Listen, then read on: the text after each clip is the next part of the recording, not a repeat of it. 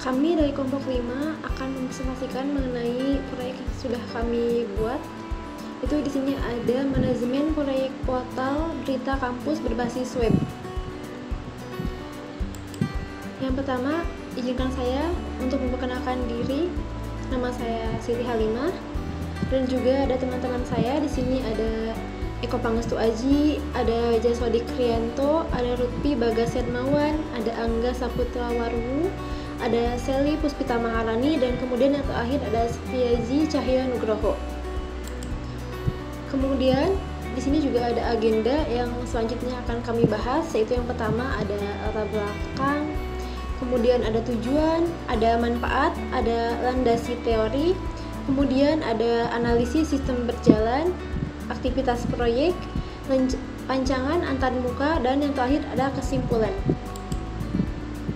Dan selanjutnya juga di sini saya akan membahas mengenai latar belakang, yaitu dalam era digital saat ini, keberadaan portal berita kampus berbasis web menjadi sangat penting dan menyediakan informasi yang relevan dan terkini kepada mahasiswa, dosen, dan maupun seluruh anggota komunitas kampus.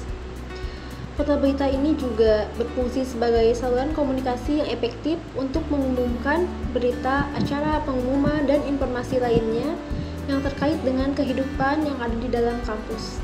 Mungkin. Dan untuk yang selanjutnya akan dilanjutkan oleh teman saya. Untuk Seli Puspita Maharani, saya persilahkan. Terima kasih.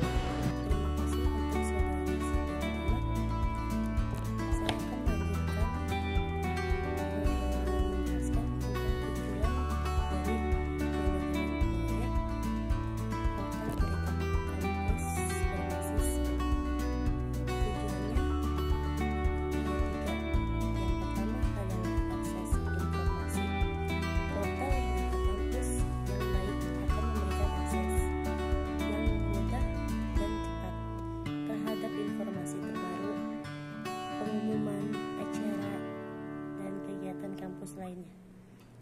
Hal ini akan memberikan manfaat bagi mahasiswa, dosen, dan seluruh anggota komunitas kampus dalam mendapatkan informasi yang relevan dan penting. Yang kedua, ada branding dan citra kampus. Portal berita kampus yang profesional dan informatif dapat meningkatkan citra kampus dalam hal komunikasi dan pengolahan informasi, penggunaan desain yang menarik dan konsisten. Dengan identitas kampus akan membantu memperkuat branding dan citra positif kampus di mata pengguna. Yang ketiga, ada keterlibatan komunitas kampus. Dengan adanya portal berita kampus, anggota komunitas kampus dapat berpartisipasi aktif dalam interaktif, memberikan berita tentang kampus. Baik, presentasi cukup sampai di sini. Selanjutnya akan dijelaskan kepada saudara Muhammad Sodi. Terima kasih saudara Sri atas waktunya. Saya Raja Sri Krianto. Di sini saya akan memberitahu manfaat dari portal berita kampus berbasis web, yaitu UBC Now. Manfaat yang pertama yaitu penyebaran informasi yang efektif. Kedua, peningkatan keterhubungan antar komunitas kampus. Ketiga, kemudahan akses informasi. Keempat, peningkatan partisipasi mahasiswa. Kelima, pembaharuan berita secara real time. Keenam, peningkatan citra dan reputasi kampus. Dengan manfaat-manfaat tersebut, UBC Now menjadi sarana penting dalam mengoptimalkan komunikasi, keterhubungan, dan partisipasi dalam kehidupan kampus UBC. Baik, selanjutnya akan dilanjutkan oleh saudara Angga Saputra. Terima kasih. Perkenalkan, nama saya Angga Saputra Waruhu. Di sini saya akan melanjutkan menjelaskan materi selanjutnya yang sebelumnya sudah disampaikan oleh saudari Siti Halimah, yaitu tentang landasan materi. Landasan materi yaitu ada 3 poin. Poin yang pertama yaitu website, dan yang kedua portal berita kampus, dan yang ketiga manajemen proyek TI. Poin yang pertama yaitu website adalah kumpulan dari halaman-halaman situs yang terangkum dalam sebuah domain atau subdomain yang tempatnya berada di dalam World Wide Web atau WWW. Di dalam internet, Secara umum, website merupakan media komunikasi dan informasi yang berbasis online dan dapat diakses oleh pengguna melalui perangkat seperti komputer, laptop, dan smartphone atau tablet. Dan poin yang selanjutnya, yaitu poin yang kedua, adalah portal berita kampus.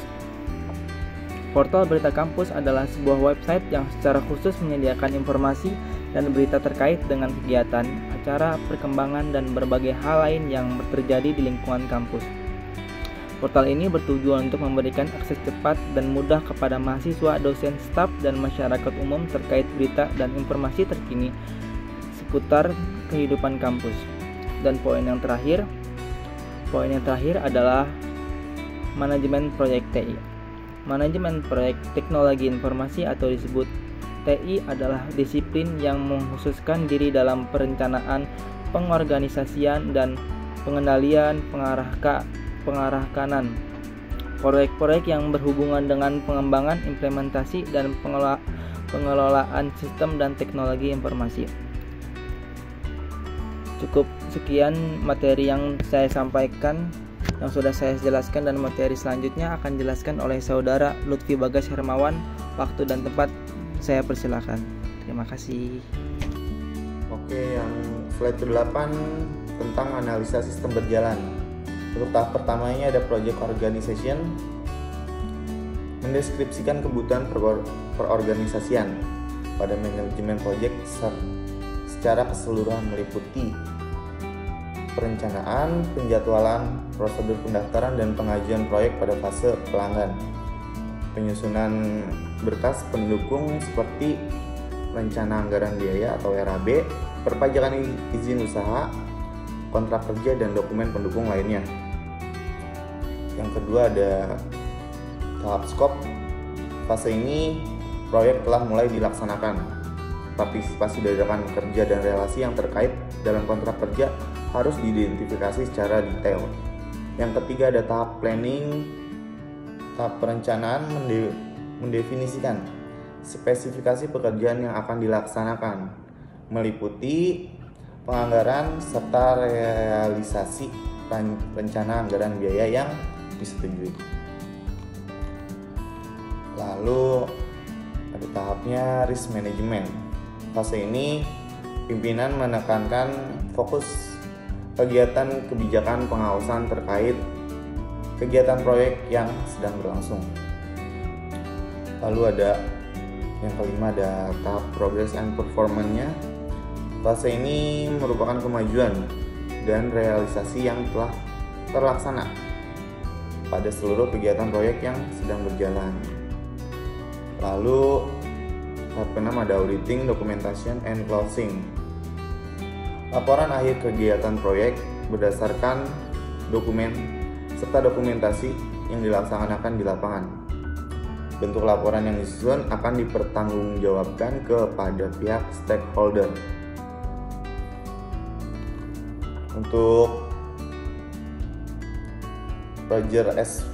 Frischman ini memecah model ini menjadi 6. Meskipun secara garis besar sama dengan tahapan model waterfall yang pada umumnya.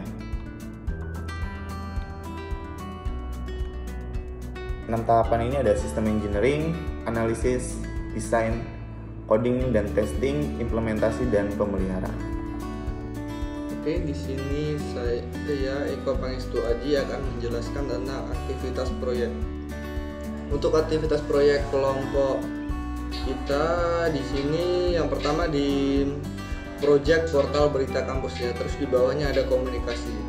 Di bawah komunikasi itu ada untuk analisis kebutuhan sistem, pemodelan sistem, dan kebutuhan informasi pengguna. Kemudian setelah komunikasi ada planning. Setelah planning ada kita membuat user flow. Untuk user flow-nya dulu kita buat, terus wireframe-nya juga kita buat, visual desainnya kita buat, dan prototype sistemnya juga kita buat. Setelah itu yang terakhir di planning ada kita harus melakukan usability testing.